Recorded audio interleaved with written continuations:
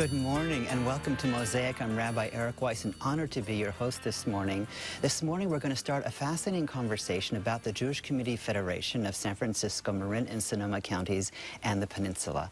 And here to join us in this wonderful conversation are Susan Mall and Lynn Bunim. Lynn Bunim, for over 40 years, has been a corporate executive and now currently is on the executive committee of the board of directors of the Federation of San Francisco, Marin and Sonoma counties and the peninsula. Welcome, Lynn. Glad to be here. And Susan Mall, for over 25 years, has been an active volunteer in the Jewish community working on very special projects, and currently is the director of the Federation's Centennial project, celebrating the Federation's 150 years in the community. 100. 100. Right. So we're ahead of ourselves. Right. There were Jews 150 years ago in San Francisco, but the Federation really formed 100 years ago. Actually, it was really 1910. We're in our one more year, but we're very proud that the Jewish Community Federation is as vibrant today and is as important today, really, as it was when it was founded. It was founded when there were 12 different agencies that existed after the earthquake to really help people get back on their feet.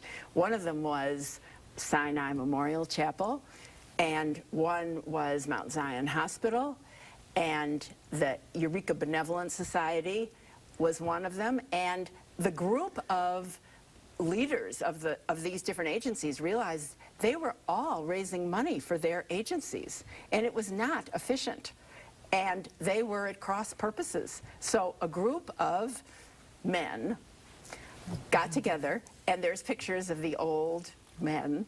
They sat at a table and they decided they would come together as a federation and much more efficiently raise money for the community. So there was one central agency that went out in the community to help those in need. Today we are celebrating this event, this 100 years. We're celebrating it through the year.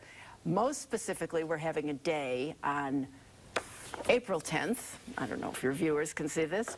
We'll put it on the screen there. Great. One large community celebration with the best and the brightest in the Jewish community. Internationally, nationally, people are flying in from Israel. We have David Brooks, Pulitzer Prize winning author from New York. Actually, Washington, excuse me. Coming, we have people in our community celebrating the accomplishments, the innovative thinking, the creativity, the San Francisco Symphony. This is available to all our donors, and for people who aren't donors yet, there is still an opportunity to be part of this day and come for $36. You can be a donor and be part of the all-day celebration. And it's called FedFest. It's on Sunday, April 10th? 10th, yes. And it's at a new location for many people. It's at UCSF Mission Bay, which is a very forward-thinking facility. Everything is very green, and that is the direction that, you know, all the agencies are. And it begins at 10 o'clock in the morning and goes until 5 o'clock in the evening. Yes, and the Federation is honoring George Shultz for his work in helping to free the Soviet Jews when he was the Secretary of State. And Lynn, as a volunteer, bringing your expertise to the Federation, what was it that attracted you to become involved? So interesting listening to the history of Jews in San Francisco. I believe that every generation needs to leave its mark in its own way on the community. And I grew up in San Francisco. I grew up as a very assimilated Jew. I had a Christmas tree in my house, blessed by the rabbi of the temple, and spent most of my life really in the non-Jewish world until one day I got a phone call. Actually, the phone call was from none other than Susan Mall, sort of asking, would you be willing to volunteer just a couple of hours of your time for an organization I hadn't heard anything about called JVS, better known as Jewish Vocational Services. And it was really a question, would you just say yes this one time, just for a couple of hours? And one of the things that I have found through a life now that's turned out to be 20 years of volunteering in the Jewish community is it's incredibly enriching, and it leaves a legacy. And in the same way, my mother was a volunteer. I know my grandmother was actually involved in the Benevolent Society. I went back and found out. and I can set the stage for my children and their children, my grandchildren. And I think that for any of your listeners out there to understand that just by saying yes once isn't really enough. You sort of have to keep saying yes. And so my history over the last 20 years was the accumulation of yeses led to climbing some ladders that I never expected, both at JVS, Jewish Vocational Services, and then ultimately, as you said, I'm on the board of the Federation, Jewish Community Federation today, and a leader there. Fantastic. We're off to a wonderful start. Please join us in just a moment when we return to Mosaic.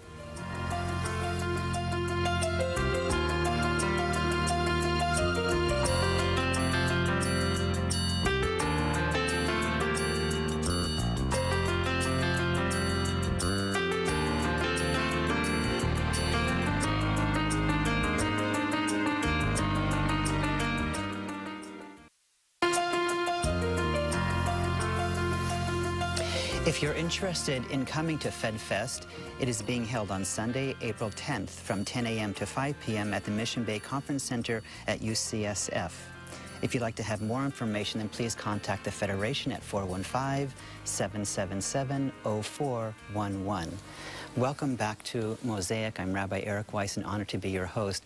We're joined in a wonderful, robust conversation about the Jewish Community Federation of San Francisco, Marin, and Sonoma counties and the peninsula, and in particular, its 100-year celebration since its establishment. We're joined by Susan Mall, a longtime volunteer for special projects of over 25 years with the Federation and currently the director of the Federation Centennial, and Lynn, Bunim, over 40 years a corporate executive, and now on the executive committee of the Federation's board of directors. Welcome back, Lynn and Susan.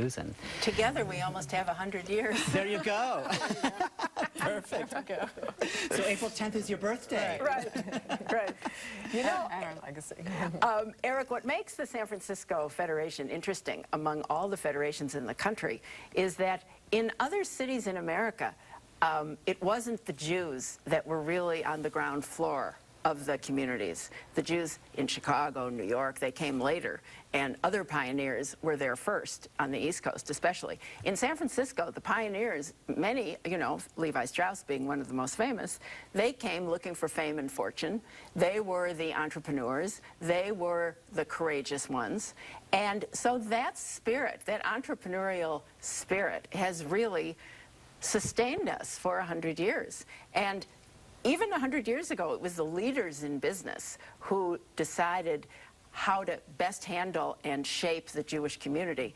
And the same is true today. You know, people like Lynn Bunim, who have been leaders in their corporate world, have so graciously and devotedly committed so much of their time to shaping the Jewish community that we've been so fortunate. But we've been able, I think the San Francisco Federation has been able to be more nimble and more innovative, perhaps, than other communities in the country. Like, no other community has an LGBT alliance and has tried to be as inclusive, I think, in the whole diverse Jewish community as the San Francisco Jewish Community Federation. Well, I would say the counterpart to that is that the community, the people, and I don't care whether they are business like I happen to come from, or maybe they are working as a teacher. I think about your host of listeners out there this morning. I bet if any one of them pauses for a minute and says, what skill set do I have? This spirit of saying yes that Susan talks about that goes back to 100 years, it's still out there in the community. And having been involved and thinking just a little bit about the portals that people have, if you just sort of stop and think about our community, whether it is the Jewish Community Federation, or it is a Jewish agency, or it is a synagogue, or a day school. And then you stop to think about the number of opportunities. They could be small, they could be large, they could be strategic thinking, they could be fundraising, they could be licking envelopes, they could do anything. And then you think about time. Everybody says, oh, I don't have time. Again, I would encourage every listener to sort of think for just a minute about, do I have an hour? And more importantly, do I have a yes in my vocabulary if somebody were to call and ask me to make a difference and begin to continue that legacy? I think that one of the most wonderful things about our Federation region that I think also makes it unique in the country is the way that it works on the ground.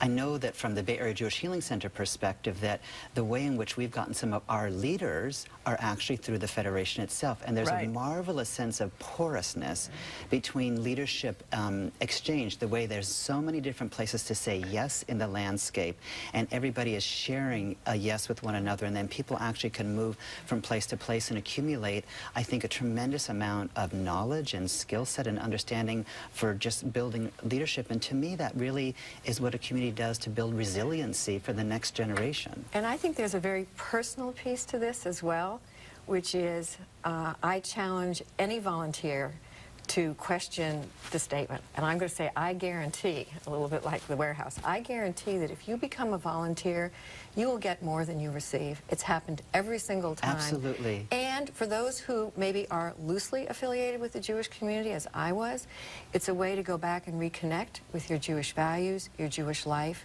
and show your own family what you are doing. I've actually affected my parents, my father of blessed memory, and my mom who's living, as well as my children and grandkids, you know, starting with the tzedakah box. So I think that, again, that people get back so much by giving. When we have just a minute, believe it or not, if you can think of just one thing, and I know one thing is almost unfair to say, that you hope somebody gains by saying yes to the community, what would you think it would be?